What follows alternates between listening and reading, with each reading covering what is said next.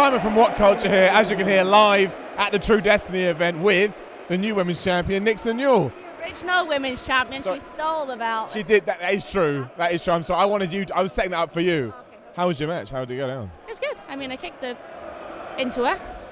I think you can swear. I think they bleep it out. Try it. I kicked the into her, as per usual. But you know, the girl with the shiniest wizard always comes through. That's true. That's true. Now, you have been part of WCPW for quite a while now. Obviously, it seems to continually grow and grow. They've just announced the Pro Wrestling World Cup as one of many things. What's your opinion of the kind of the organisation as a whole? I mean, it's incredible. We went from small shows to selling out a massive hockey arena. Like, it just shows that this company's on the up and up. Like, there's just no telling where this company's going to go at all. Absolutely. And what do you think about the idea of the Pro Wrestling World Cup? Because it's one of those ideas where it's easy for anyone to understand because people get World Cups, but you apply that to wrestling. Do you think that's something that could catch on and get quite big? Oh, 100%. I mean, anything with wrestling just catches on, especially with something as familiar as a World Cup. If you don't get a World Cup, then switch on. But you know, I think it'll fit in perfectly with wrestling. Cool. And as a quick aside, I'm currently training to be a pro wrestler. How was your training when you had to? Because you've been wrestling a long time now. That probably feels like eons ago. But what was your process like? And now when you kind of look back to that and see where you are now, you must just feel like, wow, look, you got a belt. You got a belt and everything. That's pretty good, yeah. When I started, we didn't have a wrestling ring. It was on judo mats. Yeah. And I remember my first session was with a guy called Cade Callis.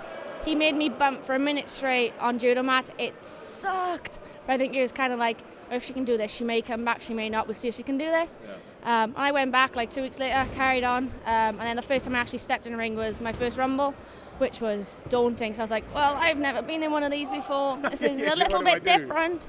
But yeah, and then I just went, that school eventually closed down, unfortunately. Then I went to Dragon Pro. Went to the Fight Club, I went to Attack where I learnt from Mike Hitchman, Dave Stewart, Mike Bird and Pete Dunne, who was just in the UK tournament. So my career has just been learning off so many people and just travelling wherever I can. And it does feel like ages ago, but I can still feel those first bumps on the judo mat and it still sucks to this day when I think about it. Why didn't you quit? If it hurt that much, what made you go back? You know what? I'm going to keep going. Just the love for it. I mean, like, everyone knows who's read an interview with me. My granddad got me into it, and when he passed, I just fell out of love with the sport.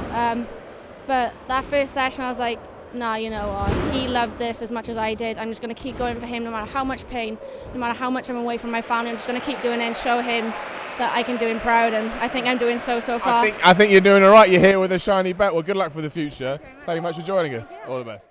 This Monday on Loaded, the local hero Joe Hendry will address his actions from True Destiny. In his Loaded debut, Bad Bones will take on Rampage.